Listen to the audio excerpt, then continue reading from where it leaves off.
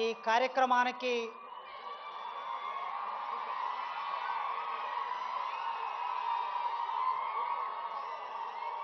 తెలంగాణ రాష్ట్ర ముఖ్యమంత్రి వర్యులు మా నల్లమల్ల ముద్దుబిడ్డ,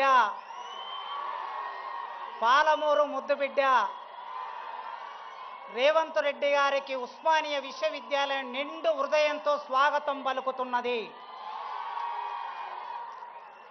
వారితో పాటు మంత్రివర్గ సహచరులున్నారు, వివిధ హోదాల్లో ఉన్న పెద్ద మనుషులున్నారు, ఐఏఎస్ అధికారులున్నారు. అందరికీ పేరు పేరున స్వాగతం పలుకుతున్నాను.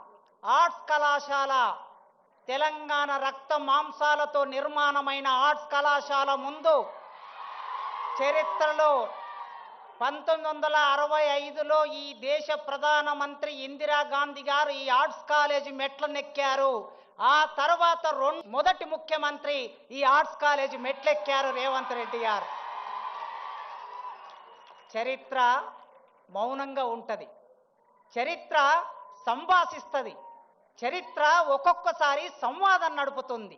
అలాంటి చరిత్రలో భాగమవుతున్న ముఖ్యమంత్రి వర్యులు ఎప్పుడో 25-30 ఏళ్ల కిందట గీతమ్మను ప్రేమించాడు, పెళ్లి చేసుకున్నాడు. కానీ ఈ మధ్య ఇంకొక అమ్మాయిని ప్రేమించాడు ముఖ్యమంత్రి గారు.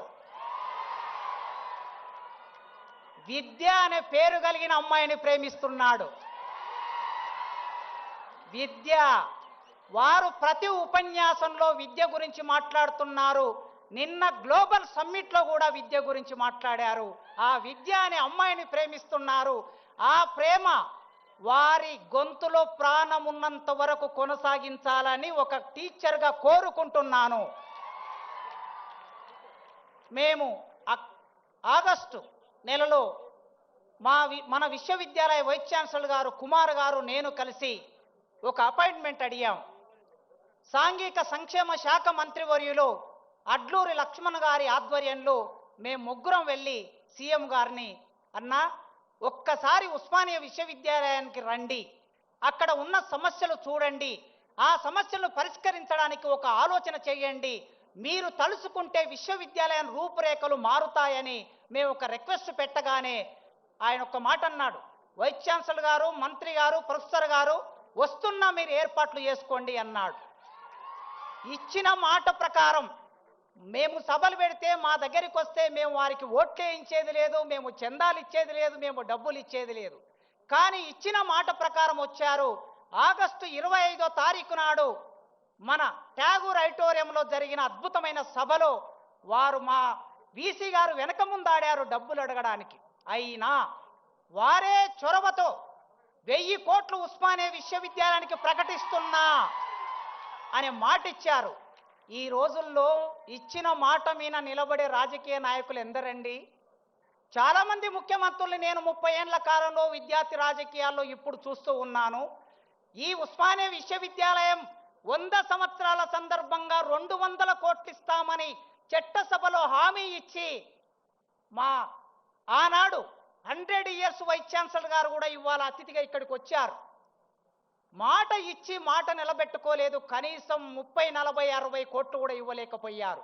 కానీ మొన్న మేము మళ్ళీ వెళ్ళినప్పుడు ఆయన అన్నాడు, 3 నెలల కాలం, ఆగస్టు నుంచి సెప్టెంబర్, అక్టోబర్, నవంబర్, ఇప్పుడు డిసెంబర్లో ఉన్నాం, 3 నెలల కాలంలో జీవో తీసుకొని, మీరందరూ వాట్సాప్ చెక్ చేసుకోండి, 1000 కోట్లకు సంబంధించిన జీవో తీసుకొని ముఖ్యమంత్రి గారు ఇక్కడికి వచ్చారు.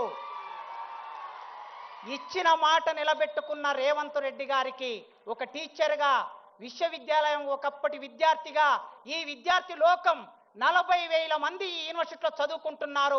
మీ అందరి తరపున వారికి వందనాలు తెలియజేస్తున్నా.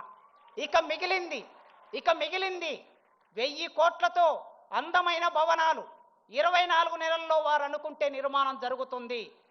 జీవో ఇచ్చారు గనక, డబ్బులు వచ్చాయి గనక 24 నెలల్లో ఇంజనీర్ల పని పూర్తి చేస్తారు. కానీ అన్న రేవంత్ అన్నను నేను మొదటి నుంచి అన్న అని పిలవటం నాకు అలవాటు. 20 ఏళ్ల నుంచి మా స్నేహంలో భాగంగా అన్న అనే సీఎం గారు, అన్న భవనాలు వచ్చిన తర్వాత భవనాల్లో నాణ్యమైన విద్యను బోధించే అధ్యాపకులు కావాలన్న మా దగ్గర 1000 పోస్టులు ఖాళీగా ఉన్నాయి. ఇప్పటి వరకు 15 సంవత్సరాల కాలంలో ఒక్క పోస్టు కూడా భర్తీ కాలేదు. మా విద్యార్థులు మీరెప్పుడు అంటూ ఉంటారు నాణ్యమైన విద్య కావాలంటారు. నాణ్యమైన విద్య కావాలంటే నాణ్యమైన విద్య బోధించే అధ్యాపకులు కావాలి. ఈ వేదిక మీద నుంచి నేను సవినయంగా కోరుకుంటున్నా, అధ్యాపకుల రిక్రూట్మెంట్కు సంబంధించి ఒక 15 రోజుల్లో మీరు ప్రాసెస్ మొదలు పెడతారని మీరు మాట ఇస్తారని కోరుకుంటున్నాను. తప్పనిసరిగా చివరికి ఒక్క మాట చెప్పి ముగిస్తా. మేము మొన్న వీసీ గారు నేను వెళ్ళాం ఈ సమావేశానికి ఆహ్వానించడానికి. వారే ఒక మాట అన్నారు, ప్రొఫెసర్ గారు ఢిల్లీలో జేఎన్యూ ఉన్నది, మరొక చోట ఆక్స్ఫోర్డ్ ఉన్నది, ఇంకొక చోట స్టాన్ఫోర్డ్ ఉన్నది. ప్రపంచంలో ఈ విశ్వవిద్యాలయాల పేర్లు చెప్పుకుంటున్నారు. మరి తెలంగాణలో హైదరాబాద్ నగరంలో 100 సంవత్సరాలు పూర్తి చేసుకున్న ఈ ఉస్మానియా విశ్వవిద్యాలయం పేరు వాటిలాగా చెప్పుకోవాలి కదా అన్నారు. చాలా మంచి మాట చెప్పారు వారు. ఆ మాట వారే చేయగలరు.